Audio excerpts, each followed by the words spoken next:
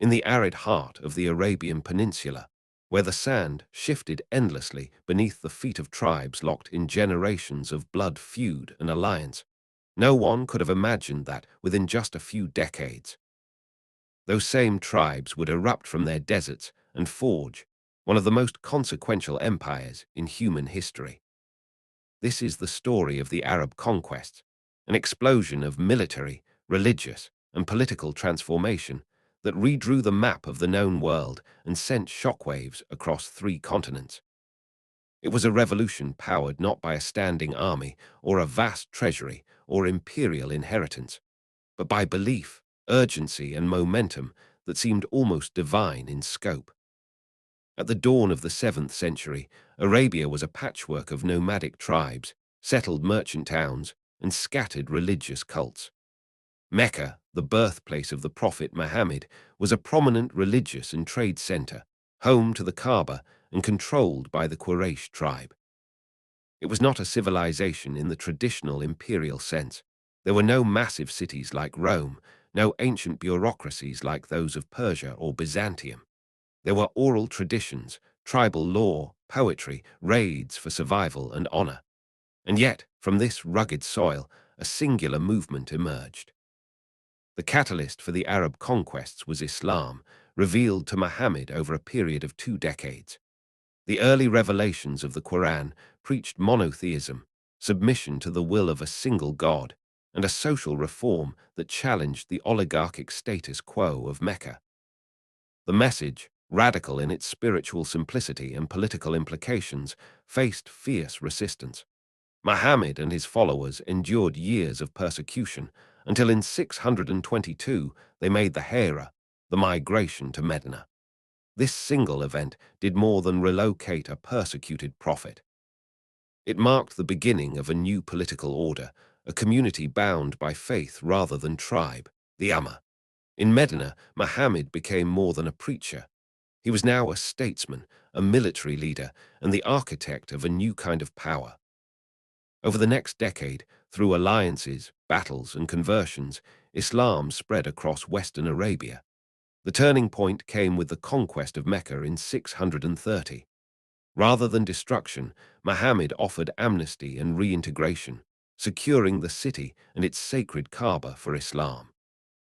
By his death in 632, almost all of the Arabian Peninsula had submitted to the new faith, either through belief or allegiance.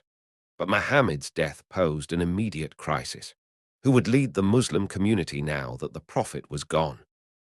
The answer was the Caliphate, a political and spiritual successor, not a prophet, but a guardian of the Ummah. Abu Bakr, Muhammad's close companion and father-in-law, was elected as the first caliph. His reign began with a war to keep Arabia united, the Ridda Wars, or Wars of Apostasy. Many tribes had pledged loyalty to Muhammad personally, not to the broader Islamic order. With his death, they saw no reason to remain within the new political structure. They refused to pay zakat, the alms tax, and in some cases outright renounced Islam. Abu Bakr responded with swift and brutal campaigns to crush the secessionist movements. This internal consolidation was critical. Without it, the Arab armies would never have marched beyond Arabia. But with it, they were now unified, disciplined, and full of converts who had tasted both war and spiritual mission. By 634, the Arabian Peninsula was once again under control, but Abu Bakr died shortly thereafter, naming Umar ibn al-Khattab as his successor. If Abu Bakr had defended the Islamic order, Umar would expand it, and it was under his leadership that the Arab conquests truly began. Umar's strategic genius lay not just in military planning, but in recognizing the vulnerability of the surrounding empires. To the north and east stood the Sasanian Persian Empire, ancient, wealthy, and exhausted from decades of war with the Byzantines. To the west was the Byzantine Empire itself, ruling over Egypt, the Levant, and Anatolia, but hollowed out by internal strife, religious disputes, and fiscal decay. Arab raiding parties had already begun probing the frontiers during Abu Bakr's reign, but Umar launched full-scale campaigns. Khalid ibn al-Walid, one of the Prophet's most formidable generals, led the Muslim armies into Syria. His battlefield prowess was legendary, earning him the title, the Sword of Allah. The decisive moment came at the Battle of Yarmouk in 636, fought against the Byzantines near the Golan Heights. Despite being outnumbered, the Arab forces delivered a crushing defeat to the Byzantine army, essentially securing Syria for the Caliphate. In the east, the Muslims faced the might of Persia. The Sasanian forces, proud inheritors of Achaemenid tradition and Zoroastrian culture, faced the Arab armies at the Battle of Al-Qadisiyah, near modern-day Iraq. It was a brutal, multi-day battle in which elephants clashed with cavalry and tribal warriors held their lines against elite Persian units. The Arab victory shattered the Persian defense of Mesopotamia. Soon after, Ctesiphon, the Persian capital, fell. By 651, the last Sasanian king, Yazdijerd III, was dead, assassinated while on the run. With that, the centuries-old Persian Empire ceased to exist. In its place, the Arab Caliphate now ruled from the borders of India to the shores of the Mediterranean. This wasn't just a change of rulers, it was a complete civilizational upheaval. But the conquest wasn't merely about force of arms, it was also about governance. Yuma implemented a system that ensured the conquered lands weren't simply plundered and abandoned. Instead, they were integrated into the administrative framework of the caliphate. Taxes were collected, jizya from non-Muslims, zakat from Muslims, and local officials were often retained. The Arabs, rather than settling in cities, established garrison towns like Kufa and Basra to remain distinct from the populations they ruled. These settlements became centers of administration and cultural fusion. The policy of religious tolerance was also notable. While Islam encouraged conversion, it did not enforce it by sword. Christians, Jews, and Zoroastrians were considered people of the book and allowed to practice their faith under Muslim rule so long as they paid a tax and accepted certain restrictions. In many cases, they found Arab rule preferable to Byzantine or Persian overlords who had persecuted religious minorities for centuries. Egypt, one of the most prized territories in the Byzantine Empire, fell under Arab control in a matter of years. The campaign began under Amr ibn al-As in 639. By 642, Alexandria, the jewel of the eastern Mediterranean, was taken. The Nile Valley, rich and fertile, now fed the growing Islamic world. With Egypt secured, the Arabs had not only added a crucial province, but also a maritime gateway. By the time Yuma was assassinated in 644, the Arab world had gone from a tribal society on the margins of civilization to an imperial power governing millions. His successor, Uthman ibn Affan, continued the expansion, though his reign was marred by growing internal dissent. Still, under his rule, the Muslims pushed into North Africa, deeper into Persia, and even began naval operations in the Mediterranean.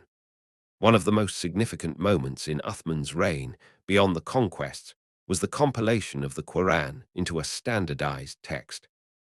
As Islam spread across regions and languages, inconsistencies in recitation began to emerge.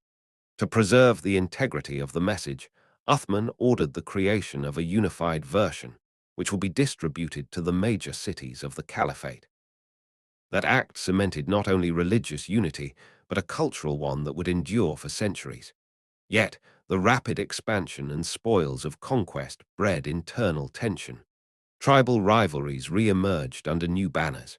The assassination of Uthman in 656 triggered a civil war, the first fitna. Ali ibn Abi Talib, cousin and son-in-law of the Prophet, became caliph, but his authority was challenged. The Umayyads, led by Muawiyah, governor of Syria and relative of Uthman, refused to accept Ali's rule without vengeance for Uthman's death. The Battle of Siffin in 657 was inconclusive, leading to arbitration that ultimately weakened Ali's position. His assassination in 661 by a Kharijite extremist further fractured the Islamic world. The Umayyads seized power, and Muawiyah became caliph, moving the capital from Medina to Damascus. This marked the beginning of the Umayyad Caliphate, a dynasty that would transform the Arab conquests from a religiously driven expansion into an imperial project. And it was under the Umayyads that the Arab conquests entered their second great phase, pushing beyond the old borders of Persia and Byzantium into the unknown territories of Central Asia, India, North Africa, and eventually Europe itself. The rise of the Umayyad Caliphate marked a turning point in the trajectory of the Arab conquests. Whereas the Rashidun caliphs had governed more like stewards of a community defined by religious unity and modesty, the Umayyads would rule as monarchs, kings in all but name, extending their empire across a vast and culturally diverse world. Their capital in Damascus became not only a political center, but a symbol of Arab ascendancy, luxury, and permanence. Muawiyah I, the first Umayyad caliph, was a shrewd administrator and strategist. His base in Syria gave him access to the Mediterranean and control over the most developed Arab provinces. Under his reign, the Muslims launched their first full-scale naval campaigns. The Mediterranean, once a Roman lake, was now being contested by a power from the desert. In 674, the Arabs laid siege to Constantinople, the impregnable capital of the Byzantine Empire. Though the siege ultimately failed, thanks in part to the Byzantine use of Greek fire, it sent a clear message. The Caliphate now had the capability to challenge the greatest powers of the Christian world, not just on land, but at sea. With their naval presence established, the Umayyads turned south and west. The conquest of North Africa continued in earnest. Arab armies moved into what is now Libya, Tunisia, and Algeria, facing stiff resistance from the indigenous Berber populations. The Berbers, proud and fiercely independent, were not easily subdued. Warfare in these regions was brutal, and success often came not through sheer force, but through negotiated alliances, gradual conversions, and intermarriage. The great military leader, Akbar ibn Nafi, led expeditions that penetrated deep into the Maghreb. In 670, he founded the city of Kairouan in modern Tunisia, which became a base for Arab expansion and a center of Islamic learning in the Western Islamic world. But Akbar's ambition led him into perilous territory. His campaigns stretched far westward, reaching the Atlantic Ocean, a symbolic moment as if the Arab expansion had reached the edge of the world. However, on his return journey, Akbar and his forces were ambushed and killed by a coalition of Berbers and Byzantine remnants. His death, though a setback, did not halt the advance. The foundations of Islamic North Africa had been laid. Meanwhile, to the east, the Umayyads looked beyond Persia. The collapse of the Sasanian state left a power vacuum in Central Asia. Arab forces began crossing the Oxus River, entering Transoxiana, lands filled with wealthy cities, Zoroastrian fire temples, and a population that included Sogdians, Turks, and Buddhists. The region was fragmented, governed by local rulers and warlords, but its trade routes and wealth were too enticing to ignore. The conquest of Transoxiana was a drawn-out affair. Cities like Bukhara and Samarkand were taken and retaken. Arab governors faced not only external resistance, but internal revolts from within their own ranks. Conversion in this region was slower. The populations were culturally Persian or Central Asian and often saw the Arabs as foreign occupiers. Still, over generations, Islam took hold, especially as local elites began converting for administrative and economic benefits. Perhaps the most audacious campaign of the Umayyad period was the invasion of the Indian subcontinent. In 711, under the leadership of Muhammad ibn Qasim, Arab forces crossed into Sindh, what is now southern Pakistan. The region was ruled by Raja Dahya, a Hindu king. The campaign was swift and efficient. Dahya was defeated, and cities like Dibal, Multan, and others fell under Muslim control. The conquest of Sindh did not result in the rapid Islamization of India, but it established a Muslim presence that would persist for centuries and eventually lay the groundwork for future Muslim empires on the subcontinent. Back in the West, the most dramatic expansion came with the conquest of the Iberian Peninsula. The Visigothic kingdom of Spain, riven by civil war and political decay, was vulnerable. In 711, a small force of Berbers under the command of Tariq ibn Ziyad crossed the Strait of Gibraltar, named after him, Jabal Tariq, the Mountain of Tariq. Landing in southern Spain, he faced the army of King Roderick. The Battle of Guadalete was decisive. Roderick was defeated and likely killed, and within a few years, most of the Iberian Peninsula was under Muslim control. The conquest of Al-Andalus, as the Muslims called Iberia, was remarkable in its speed. Cities like Toledo, Cordoba, and Seville fell with relatively little resistance. Many Jews and disaffected Christian groups welcomed the Arabs as liberators from Visigothic oppression. Al-Andalus would become one of the jewels of the Islamic world, a place where Arab, Berber, Jewish, and Christian cultures would interact in both conflict and cooperation for centuries. The expansion into Europe did not stop there. By the early 8th century, Muslim forces had moved into southern France, raiding as far north as Tours. But in 732, they were met by Frankish forces under Charles Martel. At the Battle of Tours, or Poitiers, the Muslim advance was halted. While some chroniclers exaggerated the significance of the battle as a clash of civilizations, in reality, it marked the end of large-scale Arab expansion into Western Europe. Logistically and politically, the caliphate could not sustain campaigns so far from its heartlands. Internally, the Umayyad Caliphate began to strain under the weight of its own empire. Though it had united vast territories, the Umayyad administration was increasingly seen as an Arab aristocracy ruling over a majority of non-Arab Muslims. Conversion to Islam was spreading rapidly, but the social and economic benefits of being Muslim were often restricted to those of Arab descent. This created deep resentment, particularly among Persian converts known as Mawali. They were Muslim in faith, but second-class in status. This tension was exacerbated by economic inequality and growing corruption within the Umayyad elite. The empire's revenues flowed into the hands of a few, and the ideals of the early caliphate, modesty, justice, spiritual unity, had given way to dynastic rule, courtly extravagance, and increasingly autocratic governance. By the mid-8th century, opposition to Umayyad rule crystallized into a revolutionary movement. The Abbasid family, claiming descent from the Prophet's uncle Abbas, harnessed the discontent of non-Arab Muslims, Shia factions, and other marginalized groups. Their base of support was in Khurasan, in northeastern Iran, far from the Umayyad capital of Damascus. In 750, the Abbasids launched a successful revolt. At the Battle of the Zab, the Umayyad Caliph Marwan Roman II was defeated and later killed. The Abbasids seized power and moved the capital to a new city, Baghdad. The remaining Umayyads were hunted down and killed, except for one survivor, Abd al-Rahman I, who fled to Al-Andalus and established the Umayyad Emirate of Cordoba.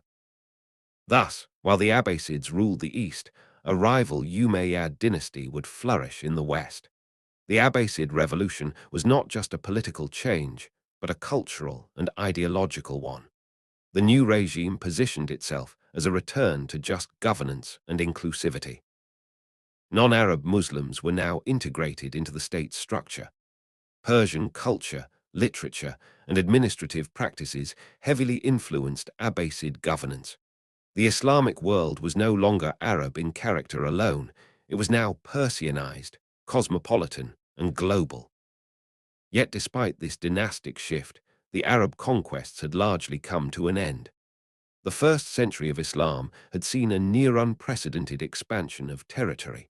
From the Pyrenees to the Indus River, From the Caucasus to the Sahara, the Islamic world was now a vast and diverse civilization.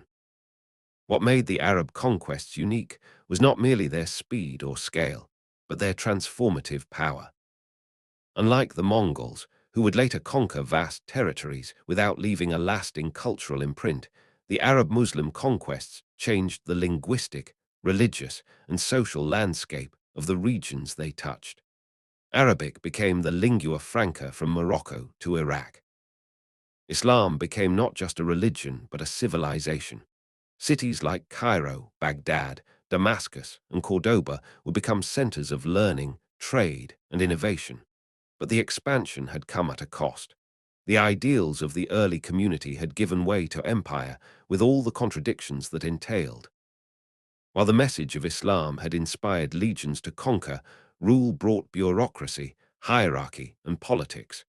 The Arab conquests had ended, but the Islamic world would now face the challenge of sustaining, governing, and reconciling the legacy of that whirlwind century. And yet, the conquests left a deeper question. How had a fragmented desert people, unknown to the empires of their day, managed to forge a world order in a single generation? Was it the unity of faith, the exhaustion of neighboring empires, the charisma of early leadership, or a combination of all these? As we move forward in this documentary, we will explore the long-term effects of these conquests, how Arab culture blended with Persian and Hellenistic traditions, how new political ideologies emerged from old tribal loyalties, and how the Islamic world evolved from a conquest-driven society into one of scholarship, science, and spiritual exploration. But before that, we must take a closer look at the people and institutions behind the conquests, the generals, the governors, the early caliphs, and the rank-and-file soldiers who made this miracle of history possible. To understand the depth and success of the Arab conquest, we must look closer at the individuals and institutions that propelled the expansion. The caliphs provided vision and legitimacy, but the real engines of conquest were the commanders in the field and the soldiers who followed them, driven by religion, opportunity, and tribal allegiance. Foremost among them was Khalid ibn al-Walid, the undefeated general known as the Sword of Allah. Khalid's military career began even before he converted to Islam, initially opposing the Prophet Muhammad at the Battle of Uhud. But once he embraced the new faith, his transformation was absolute. At the Battle of Mu'tah in 629, vastly outnumbered and surrounded by Byzantine forces, Khalid took command after the death of 3 Muslim leaders and led a masterful retreat, saving thousands. His genius lay not only in battlefield tactics, but in his ruthless efficiency and capacity to adapt to any situation. During the Ridda Wars, he shattered rebellious tribes. In Iraq, he defeated the Persians at Walaja using tactics reminiscent of Hannibal at Cannae. And in Syria, his victory at Yarmouk crushed Byzantine hopes of recovering the Levant. Yet Khalid's military brilliance was politically dangerous. His growing popularity unnerved Caliph Umar, who quietly relieved him of command during the Syrian campaign, replacing him with Abu Ubaidah ibn al-Jarrah. Umar wanted to ensure that victory was attributed to Islam and the Caliphate, not to one man's charisma. Khalid accepted the demotion without resistance and continued to serve loyally. His humility in that moment, despite his undefeated record, reflected the early spirit of service to the Ummah rather than personal glory. Abu Ubaidah was a different kind of leader, calm, steady, and deeply pious. He was instrumental in organizing the new provinces, treating the conquered peoples with a level of fairness that won loyalty. He maintained law and order, prevented looting, and ensured that the spoils of war were distributed according to Islamic principles. These early commanders understood that conquest without governance was meaningless. The goal was not merely territory, but enduring control under Islamic law. In Egypt, Amr ibn al-As showcased both military prowess and administrative brilliance. A former Meccan aristocrat who had converted to Islam, Amr negotiated and fought his way into Egypt with remarkable speed. After securing Alexandria in 642, he did something more important. He founded Fustat, a new administrative capital just south of modern-day Cairo. Fustat would become the heart of Arab Egypt, a symbol of both military success and bureaucratic order. Amr understood the importance of tolerating Egypt's large Christian population, particularly the Copts, who had suffered under Byzantine rule. By preserving their religious institutions, taxing them fairly, and involving them in administration, he ensured the smooth transition of power. Egypt became a model for how the caliphate could incorporate a non-Arab, non-Muslim population into its fold without major upheaval. The conquest of Persia presented an even greater challenge. The Sasanian Empire was not just a kingdom, it was a civilization. Its aristocracy, priesthood, and bureaucracy had governed for centuries with a sense of divine authority. Its religion, Zoroastrianism, was deeply intertwined with the state. The Arabs did not simply defeat Persian armies, they had to dismantle an entire worldview. After the decisive victory at Al-Qadisiyah, Arab forces moved on to take Ctesiphon, the imperial capital. The palaces and archives of centuries were looted, but also studied. Arab commanders showed an almost pragmatic respect for Persian knowledge, employing engineers, scribes, and administrators to manage the newly conquered lands. The Arab system of governance in Persia, while Islamic at the top, increasingly adopted Persian bureaucratic norms, taxation systems, record-keeping, court etiquette. This marked the beginning of a fusion that would define Islamic civilization, Arab religion over Persian administration. As the conquests expanded, the question arose, how would the caliphate rule over such diverse populations and territories? The answer was a layered system of governance. Local governors, or walis, were appointed in each province, responsible for military defense, tax collection, and religious oversight. Below them were cadis, Islamic judges who settled disputes according to Sharia law. Arab military settlers were often stationed in garrison towns like Kufa, Basra, Fustat, and Kairouan, separated from the local populace to avoid cultural dilution and to preserve military readiness. These garrisons became both the sword and shield of the caliphate. They were sources of law, administration, and cultural transmission. Over time, however, the soldiers and their descendants became permanent residents. Arabic became the dominant language, displacing Greek, Coptic, Aramaic, and Persian in government and eventually in daily life. Islam spread not by force of conversion, but by proximity, intermarriage, and the economic advantages of being Muslim in a Muslim-ruled state. Still, the early Islamic empire was not without friction. Internal tensions bubbled beneath the surface. Arab tribes who had once fought each other were now jostling for influence within the empire. The Quraysh, as the Prophet's tribe and the early Meccan elite, often dominated administrative positions. Other tribes, like the Tamim and Rabia, felt sidelined. These tribal divisions became even more pronounced as new non-Arab converts entered the fold. The Mawali, non-Arab Muslims, were a particularly volatile group. Though equal in faith, they were not treated as equals in society. They paid taxes that Arabs did not. They were excluded from leadership. Many of them came from Persian or Central Asian backgrounds and brought their own intellectual and cultural traditions. Their frustration laid the foundation for future revolts and for the ideological shift that would power the Abbasid revolution. Meanwhile, religious divisions were also forming. After the death of Ali and the rise of the Umayyads, a growing faction of Muslims refused to recognize the legitimacy of rulers who were not from the Prophet's family. These were the Shia. They saw Ali and his descendants as the only rightful leaders of the Ummah. Their political disappointment evolved into theological distinction. Over the centuries, Shia Islam would diverge in doctrine, practice, and law from Sunni orthodoxy. Another faction, the Kharijites, broke from both camps. They believed that any morally upright Muslim could be caliph, regardless of lineage, and condemned both the Umayyads and Ali. Fiercely puritanical and often violent, they staged rebellions across Iraq and Arabia, assassinating leaders and attempting to establish their own radical vision of Islamic governance. These sectarian splits would not stop the conquests, but they would shape the political landscape of the Islamic world for centuries. As the Umayyads pressed further into the frontiers of Africa and Asia, the core of the empire was becoming increasingly unstable. Nevertheless, the infrastructure of empire was being built. New roads, postal systems, and minting of coins all helped standardize the vast territory.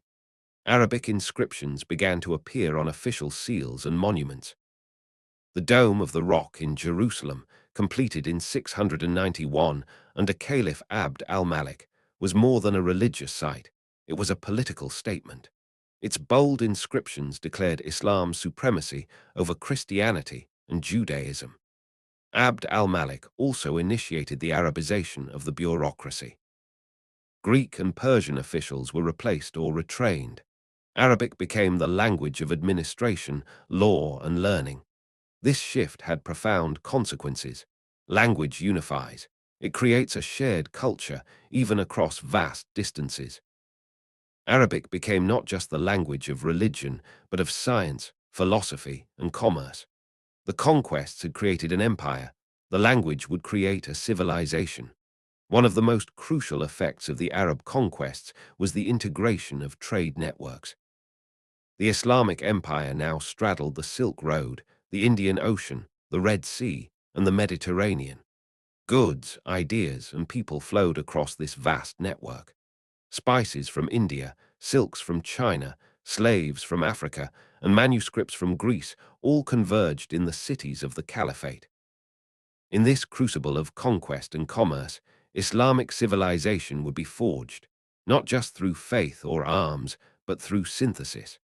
The Arabs had conquered territory, but they would be transformed by what they absorbed. The knowledge of the ancient world, Greek, Roman, Persian, Indian, will be translated into Arabic, preserved and advanced. Cities like Baghdad, founded by the Abbasids, would become beacons of learning, but that lay just beyond the horizon. For now, at the end of the Umayyad age, the memory of the Prophet was still fresh. The veterans of the early conquests still lived, their stories passed to new generations. The deserts of Arabia had birthed an empire that stretched from the Atlantic to the Himalayas. Never before had such a sweeping transformation occurred in so short a time, and never again would conquest alone play so defining a role in the spread of one faith, one language, and one political vision across so vast a landscape. But the story of the Arab conquests is not one of simple triumph. It is a story of friction and fusion, of messianic fervor and political calculation, of idealism giving way to imperial necessity. In the next part of this documentary, we will examine how the Abbasid revolution changed the nature of power in the Islamic world, and how the legacy of the conquests evolved into the foundations of a global civilization.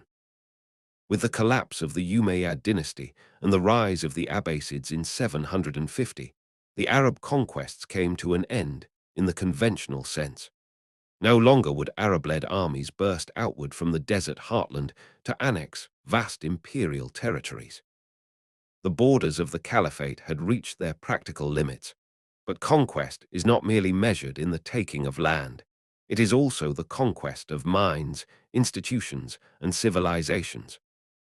Under the Abbasids, the Islamic world entered a new phase, one where the legacy of military conquest gave way to intellectual, cultural, and spiritual conquest, and the energies once spent on expansion were redirected toward administration, integration, and transformation. The Abbasid revolution itself was a consequence of the conquests.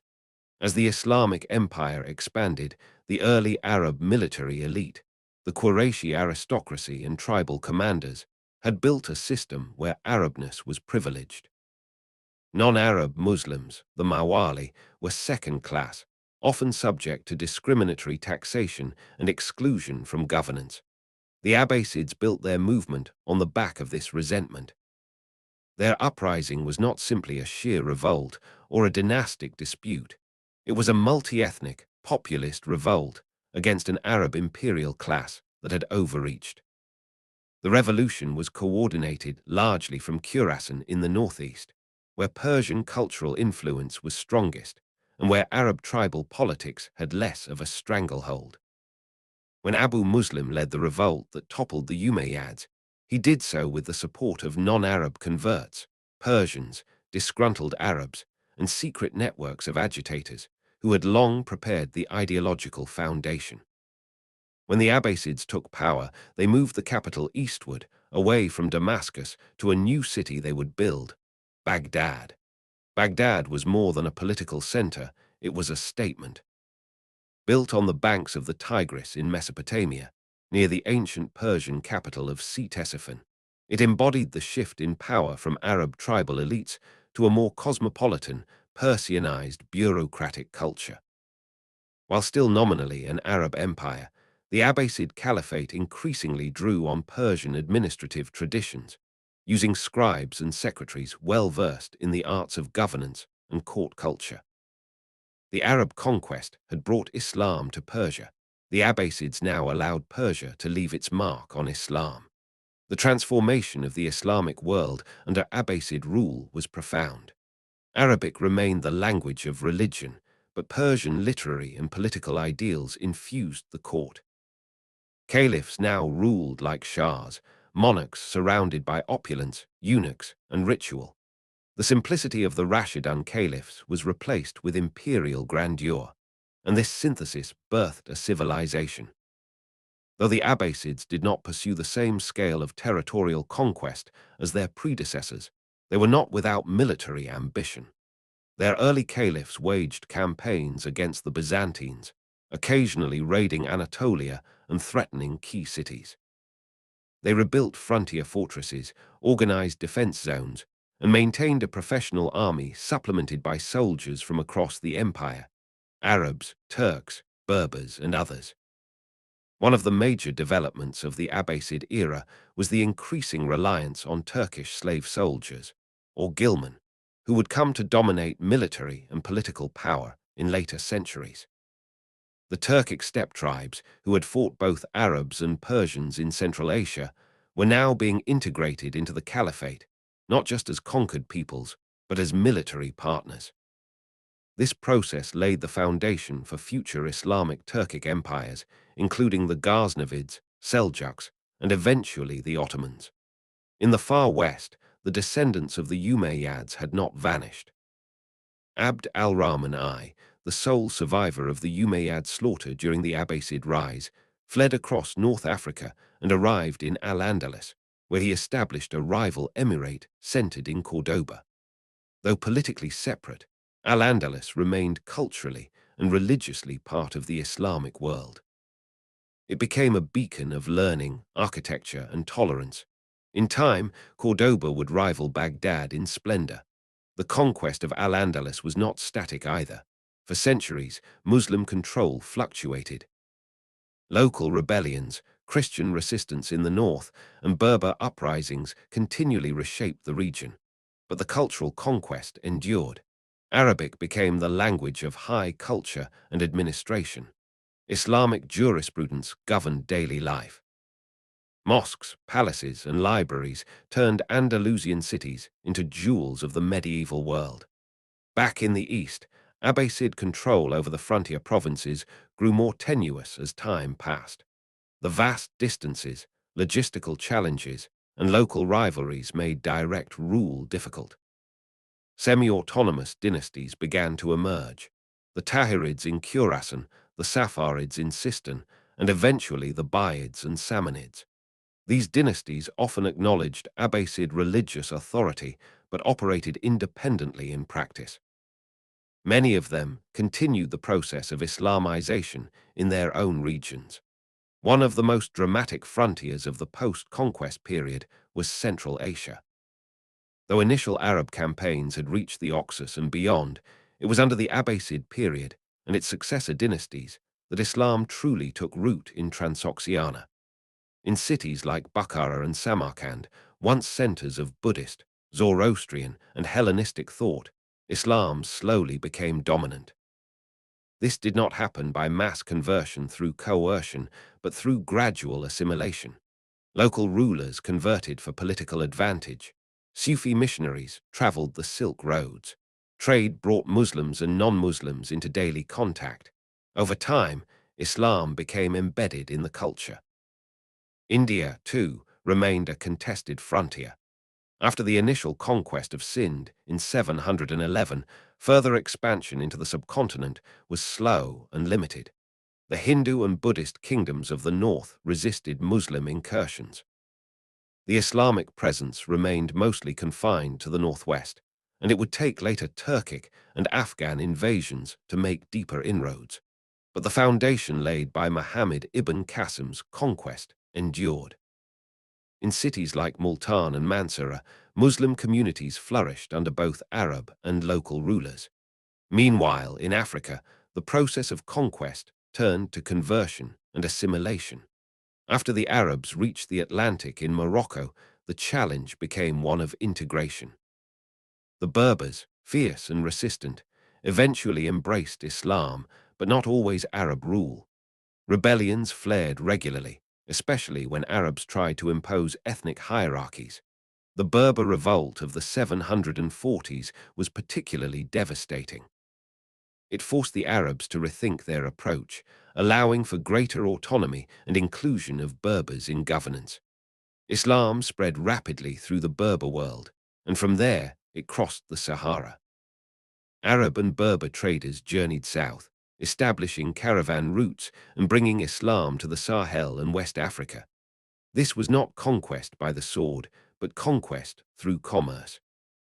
Cities like Timbuktu and Gao would rise centuries later as centers of Islamic scholarship and trade, direct products of the earlier Arab expansion.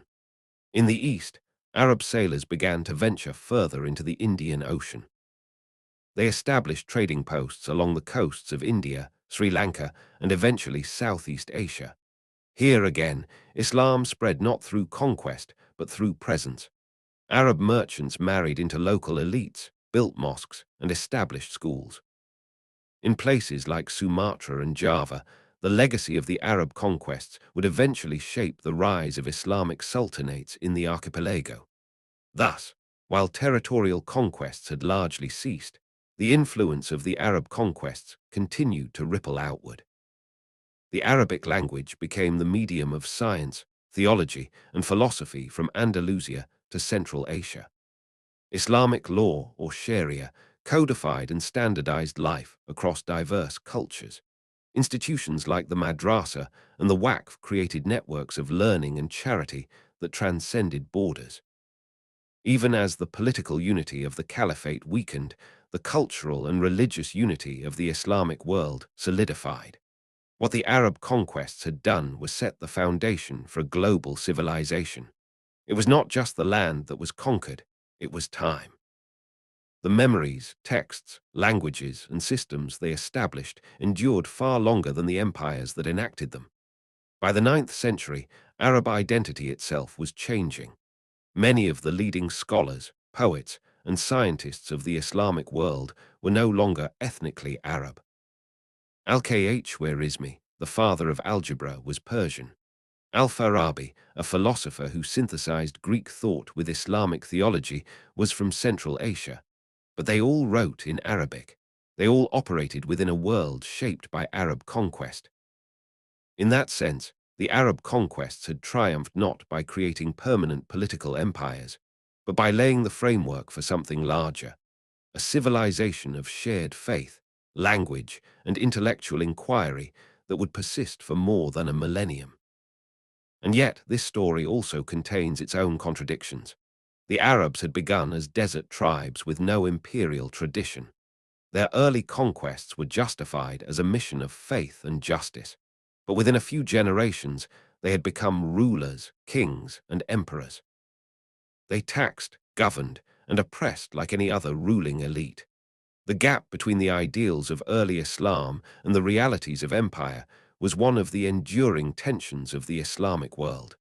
Still, the legacy of the conquests is undeniable.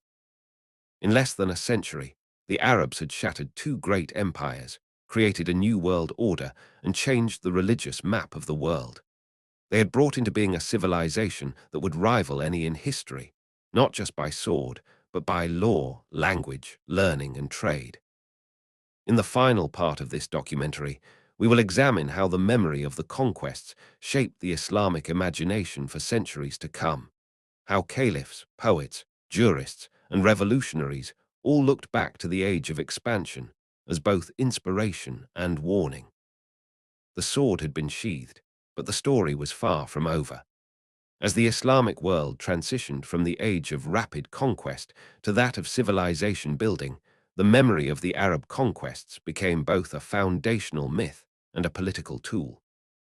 For centuries, across the sprawling domains of Islam, rulers would invoke the glories of the first generation of Muslims, the As-Salaf As-Sali, the righteous predecessors, not only as a source of religious legitimacy, but as a golden age to be emulated or reclaimed. The early conquests were remembered as a time of purity, unity, and divine favor, when the armies of Islam triumphed against overwhelming odds, not because of numbers or resources, but because of faith, justice, and discipline. In sermons, poems, chronicles, and legal texts, the conquests were portrayed as acts of both spiritual duty and historical destiny. Caliphs and dynasties who came later would use these memories selectively, sometimes as inspiration, sometimes as justification. But these memories were not static. Over time, the image of the early conquests became idealized, simplified, even mythologized. The brutality of war, the destruction of cities, the internal tribal rivalries, the fragility of early governance, all of this was often softened or omitted in the retellings. What remained was a narrative of divine guidance and human excellence, one that would become central to Islamic identity, particularly during moments of crisis or renewal. The Abbasid Caliphate, despite rising on the back of revolutionary rhetoric, eventually succumbed to the same patterns as its predecessors. After its initial centralization and cultural flourishing, it began to fragment. Provinces broke away, forming their own dynasties, many of which still claimed allegiance to the caliph in Baghdad, but ruled independently. The Fatimids in North Africa and later Egypt, the Umayyads in Al-Andalus, and the Buyids and Samanids in the East all developed parallel Islamic polities. Yet even as political unity dissolved, the cultural unity fostered by the Arab conquests persisted. The Arabic language remained dominant in administration, theology, and scholarship. Islamic law provided a common framework for governance. The Hajj continued to unite Muslims from all corners of the empire. A merchant in Yemen could converse with a scholar in Damascus or a judge in Nishapur using the same script, same references, and same shared faith. The conquests had created not just a state, but a civilization. By the 10th century, the Islamic world was experiencing what modern historians often call the Islamic Golden Age. While this era had its roots in the Abbasid patronage of learning, it was equally the product of the broad cultural exchanges enabled by the earlier conquests. The translation movement, centered in Baghdad's famed Beit al-Hikmah House of Wisdom, brought Greek, Syriac, Persian, and Indian knowledge into Arabic. Works of philosophy, medicine, astronomy, and mathematics were not only translated but expanded upon.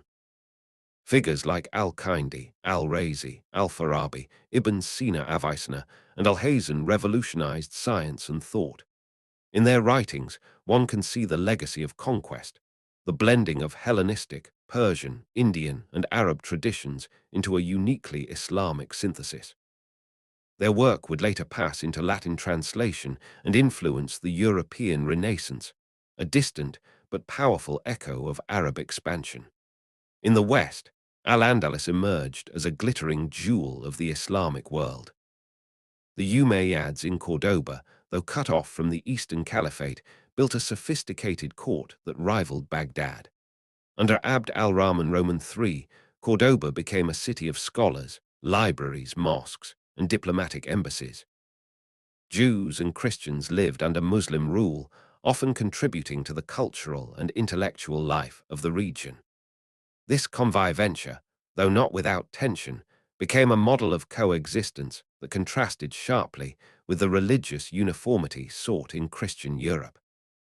Andalusi scholars like Ibn Rushd of Averroes, Ibn Tufayl, and Maimonides, a Jewish thinker writing in Arabic, exemplified the intellectual ferment born of conquest and synthesis.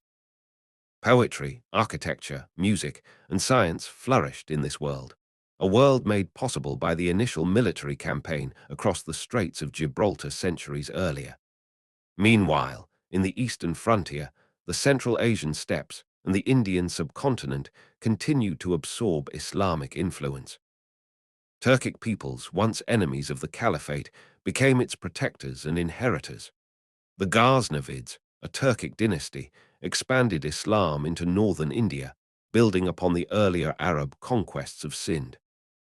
The Ghurids and eventually the Delhi Sultanate would turn much of the Indian subcontinent into a Muslim-ruled territory. In all these cases, the legitimacy of rule, whether Arab, Berber, Persian, or Turkic, was rooted in the memory and language of the Arab conquests. To rule in the Islamic world meant to invoke the Prophet's mission, to champion the Quran, and to protect the legacy of the early generations who had taken Islam from a small desert community to a global civilization. However, this same memory could also be subversive. Reform movements arose that claimed the current rulers had strayed from the path of the righteous caliphs. The Kharijites had been the first such critics, denouncing any deviation from their strict interpretation of Islam. Later, movements like the Almoravids and Almohads in North Africa would rise, claiming to restore the purity of the faith against decadent or impure rulers. In Arabia, isolated tribes clung to a purer, more austere vision of Islam, often centered around the early conquests and the simplicity of the Prophet's time. The memory of the conquests also shaped the European perception of Islam. To Christian Europe, the Arab conquests were a trauma. The loss of the Holy Land, the fall of Christian provinces in the Levant, North Africa, and Iberia, all were interpreted as divine punishment or as an existential threat. These memories fed into the Crusades, beginning in 1096. Ironically, the Crusaders themselves were imitating the earlier Arab conquests, invading foreign lands with religious zeal, seeking to reclaim sacred sites and establishing frontier states.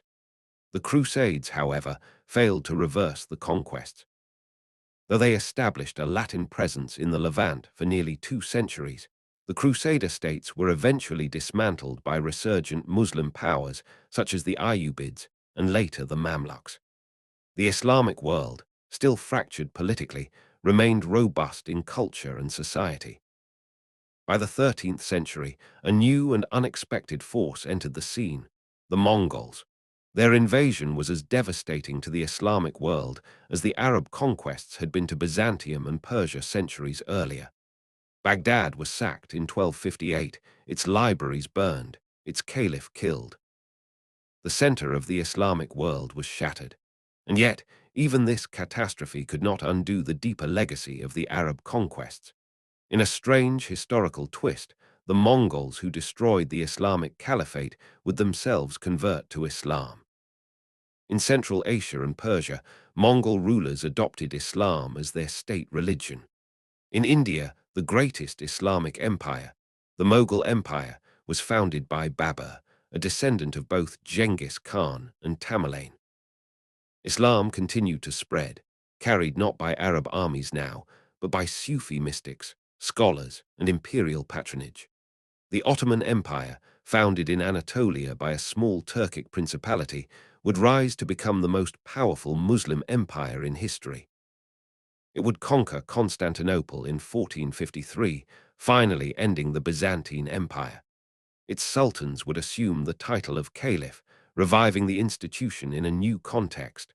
Though the Ottomans were not Arabs, they saw themselves as heirs to the Prophet's mission and to the legacy of the Arab conquests. Arabic remained sacred. Mecca and Medina were under Ottoman control, and the memory of the early caliphs was kept alive in imperial ideology. In the modern era, the legacy of the Arab conquests took on new meanings. During the colonial period, European powers carved up the Islamic world. France in North Africa, Britain in Egypt and the Gulf, Russia in Central Asia, all encountered societies whose foundations had been laid by the early Muslim conquests. The Arabic language, Islamic law, and shared religious institutions continued to provide a framework of resistance and identity, even under foreign rule. In the 20th century, with the fall of the Ottoman Empire and the abolition of the Caliphate in 1924, Muslims across the world debated what the legacy of the conquests meant. Some viewed the early expansion as a model to reclaim, a time of unity, strength, and divine favor. Islamist movements invoked the early caliphate as a blueprint for political renewal. Others, more secular in vision, saw the conquests as part of history, glorious but unrepeatable, to be studied but not recreated. In the 21st century, the echoes of the Arab conquests remain alive. Across the Middle East, North Africa, Central and South Asia, and even parts of Europe, the effects of that early century of expansion are visible in language, architecture, religion, and identity. Arabic remains the liturgical language of over 1 billion Muslims. The cities built or transformed by the conquests, Cairo, Baghdad, Damascus, Kairouan, Fez, Cordoba, remain cultural icons. The mosques, palaces, and libraries they left behind are testaments to a world that began with sword and scripture. What began as a desert movement of tribal peoples rapidly turned into one of the most consequential events in human history. The Arab conquests not only reshaped the borders of empires, they reshaped the inner worlds of those they touched. They changed what people believed, how they governed, what they spoke, how they built, and how they dreamed. This, then, is the legacy of the Arab conquests, a world remade not just by fire and war, but by law and learning, by culture and connection, by the powerful idea that a single community, united by faith and purpose, could change the destiny of civilizations. As we bring the story of the Arab conquests to a close, we turn our attention to the deepest and most lasting element of their legacy, not in territory or governance, but in the long and living memory they embedded across continents. These conquests, launched from a cluster of harsh deserts and scattered oases, gave birth to one of the most influential civilizations in world history. In just over a century, the Arab Muslims went from fragmented tribes to rulers of an empire stretching across 3 continents. But the true conquest was not of land, it was of continuity. A spiritual, cultural, and intellectual continuum was set in motion that outlasted dynasties, armies, and borders. Across the Islamic world, the names of the conquerors became legends. Khalid ibn al-Walid, the Sword of Allah; Amr ibn Alaz, the Master of Egypt; Tariq ibn Ziyad, who crossed the straits into Iberia; Sa'd ibn Abi Waqqas, who led the charge into Persia.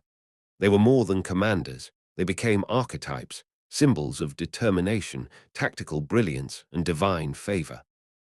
Yet their victories were not seen as personal achievements alone, but as fulfillments of a broader divine will. The very structure of Islamic memory reflects this.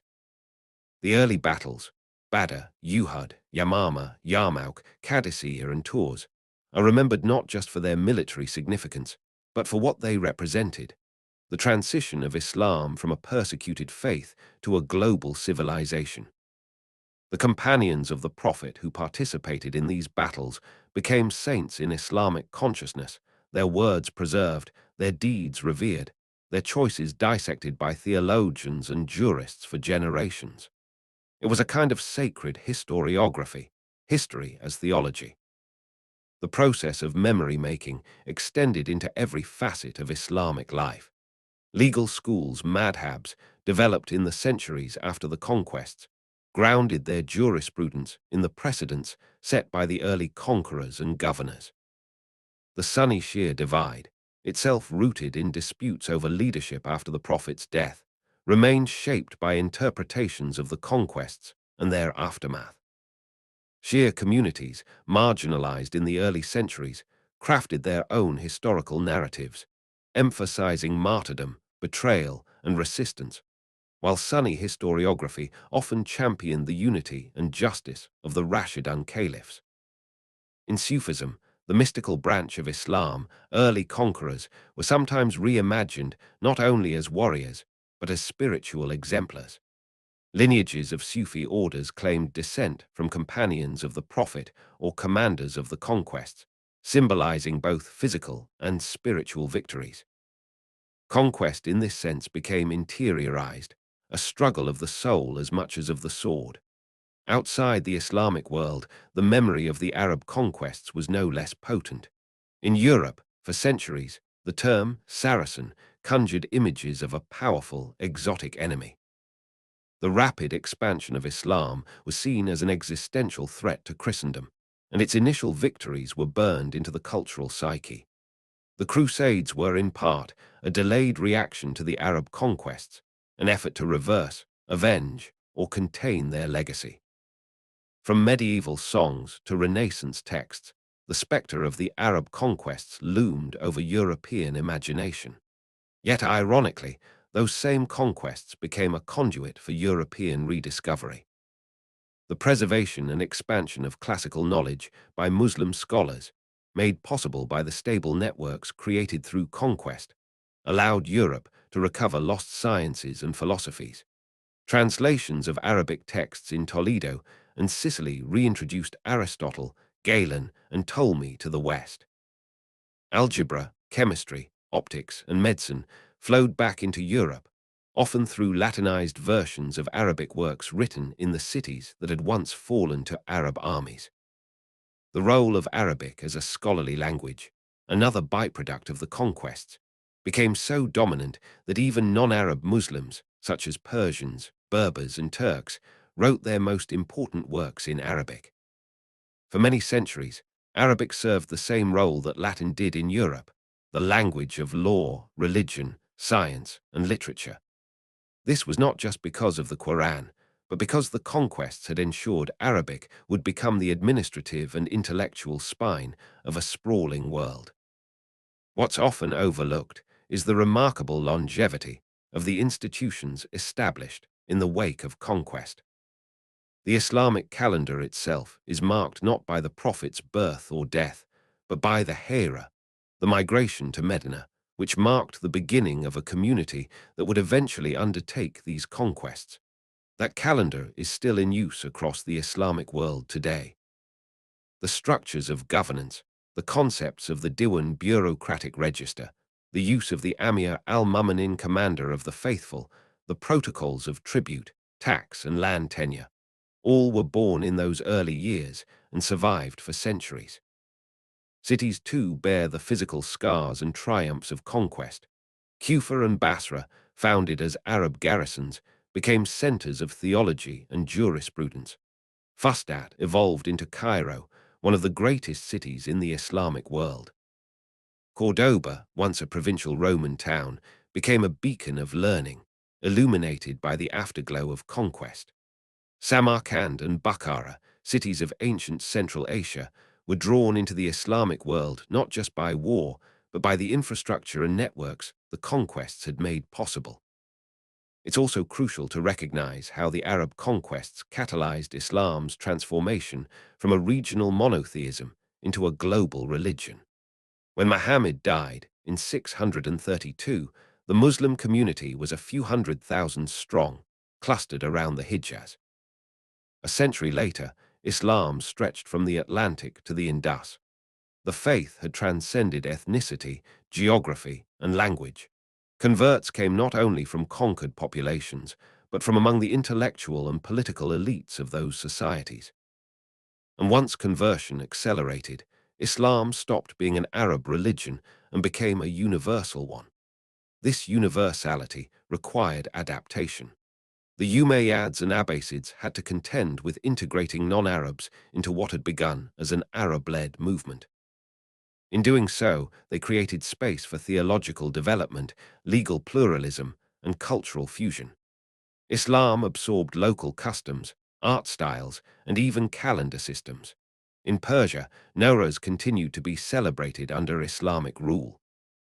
In Egypt, Coptic Christians coexisted with Muslim rulers for centuries. In Al-Andalus, Mozarabic Christians lived under Islamic governance while maintaining their traditions. The conquests did not erase, they layered. But while the conquests forged unity, they also planted seeds of future fracture. The early caliphate's rapid success masked deep tensions, ethnic rivalries between Arabs and Persians, tribal factionalism, disputes over succession, and theological schisms. These would eventually erupt in civil wars, revolts, and secessions. The very dynamism that enabled expansion also bred instability. And yet, despite these divisions, the idea of a shared Islamic world, a Dar al-Islam, remained remarkably resilient. In the centuries after the conquests, this idea was repeatedly tested. The Crusades, the Mongol invasions, the rise of rival caliphates, colonialism, all threatened to shatter the civilizational unity established in the wake of Arab expansion. But again and again, the Islamic world reconstituted itself, not always politically, but culturally and spiritually. And in every case, it was the memory of the early Muslim community and the energy of the conquests that served as a guiding star. Even today, the shadow of the conquests stretches long. In modern political discourse, especially across the Middle East and North Africa, the early caliphate is invoked by movements seeking to reclaim lost glory or establish new political models. Whether through calls for revivalism, resistance to imperialism, or efforts to reassert religious identity, the memory of the conquests remains alive, not just in textbooks, but in the aspirations of millions. But what exactly was conquered? Not merely land. The Arab conquests did not just add provinces, they transformed them.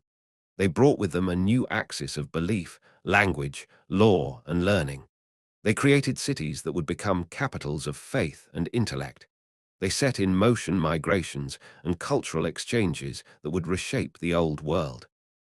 They converted not just temples into mosques or palaces into citadels, but entire epistemologies. If the Roman Empire spread citizenship and law, if the British Empire spread capitalism and railways, the Arab conquests spread coherence, a shared framework of meaning that could be adopted, adapted, or contested across vast distances. Whether in the legal codes of West Africa, the calligraphy of Ottoman Istanbul, the poetry of Mughal India, or the architecture of Moorish Spain, the legacy of that initial burst of expansion remains etched into the cultural DNA of half the globe. And so we return to where it all began, a dusty city in the Hijaz, a prophet preaching monotheism, a community persecuted and exiled. From that fragile nucleus emerged a wave of change unlike any other. The Arab conquests were not inevitable, not preordained, not uncontested, but they were decisive. They marked the turning of an age, the rise of a new world order. In one generation, an empire. In a century, a civilization. In a millennium, a memory that endures.